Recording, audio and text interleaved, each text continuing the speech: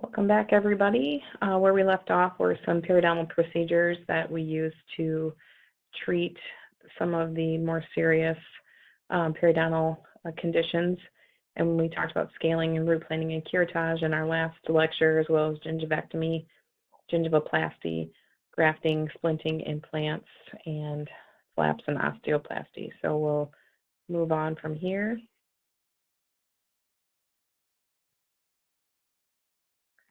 Splinting is something that can be temporary or a permanent means to stabilize mobile periodontally involved teeth.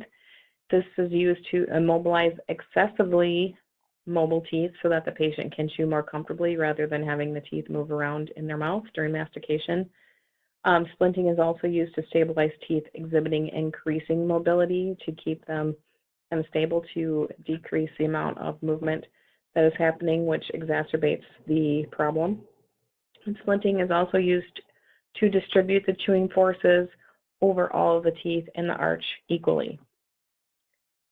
Antimicrobial and antibiotic agents that are used to help treat periodontal issues, tetracycline is a really great choice, but it has to be used in conjunction with checking out the patient's medical history really well.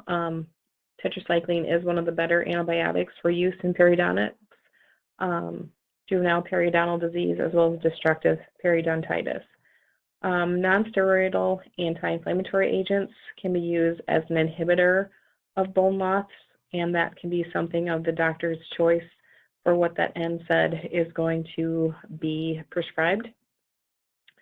Fluorides have been on the dental radar for a long time, but we also now know that fluoride has a bacterial effect against plaque and reduces bleeding by delaying the bacterial growth in the perio pocket. So it is a bacterial static type of medication for this type of problem.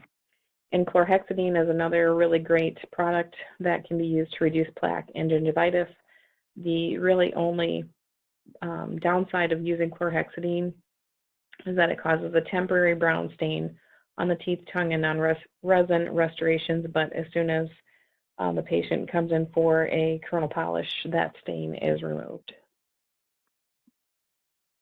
And that is the end of our presentation.